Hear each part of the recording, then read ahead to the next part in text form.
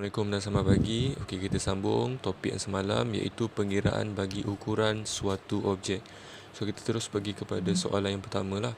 So kalau kita lihat di sini ada diberi satu bentuk segi empat yang ditandakan dengan A tanda, B tanda, C tanda dan juga D tanda. Okey, kalau kamu semua lihat di sini, ini merujuk. Gambar ini adalah merujuk kepada lukisan berskala. Okey, kita terus pergi kepada soalan.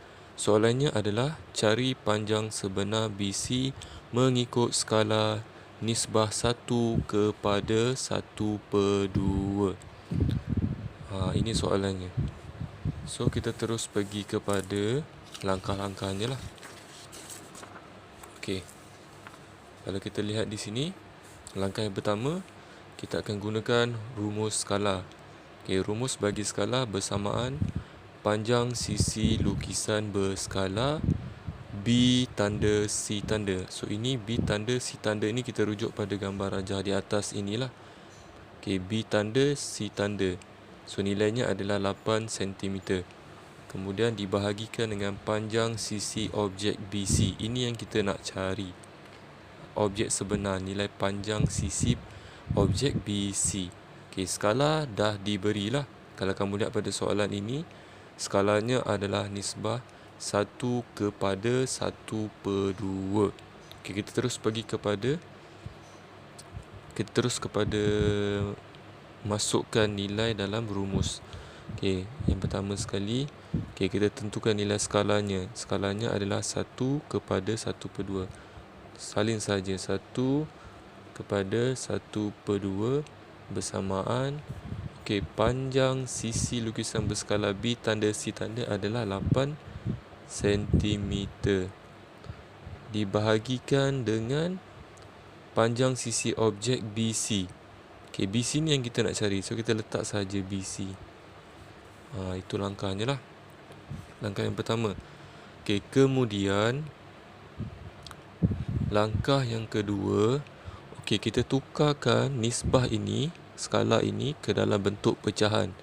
So kita tuliskan 1 bagi nilai 1 ini 1/2 per 1/2. Jadi 1 bahagi 1/2.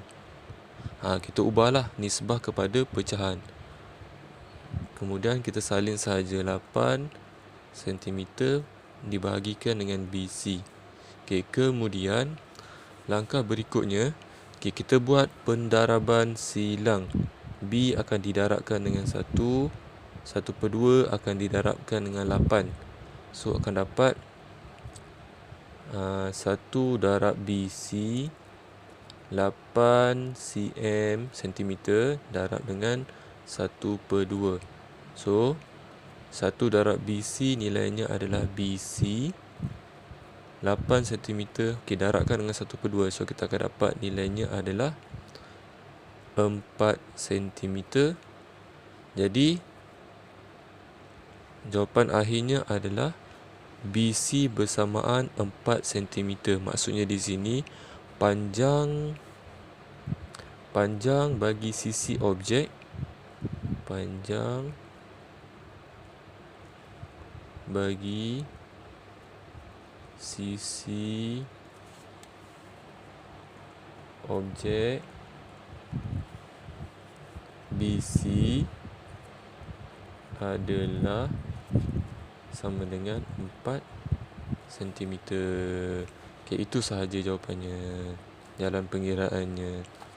Okey, seterusnya kita terus pergi kepada soalan yang kedua. Okey, soalan yang kedua ni lebih kurang sama sahaja jalan kerjanya macam soalan yang pertama. Okey, kita lihat pada soalan diberi satu gambar rajah D tanda, E tanda, F tanda, G tanda. So ini adalah lukisan berskala lah. So lihat pada soalannya, diberi skala 1 nisbah 1 kepada 3. So skala dah diberi dalam bentuk nisbah. Cari panjang sebenar bagi sisi DE. DE ni adalah panjang sisi bagi objek lah. Panjang sebenar bagi objek. Manakala yang bahagian atas ini, gambar ini merujuk kepada lukisan berskala. So kita lihat DE. D tanda, E tanda. So nilainya adalah 2 cm padu. 2 cm, bukan 2 cm padu. Maafkan cikgu. Okey, kemudian kamu cuba selesaikan guna kaedah yang cikgu terangkan tadi. Okey, sekian daripada cikgu, itu saja. Kalau ada apa-apa soalan boleh tanya cikgu.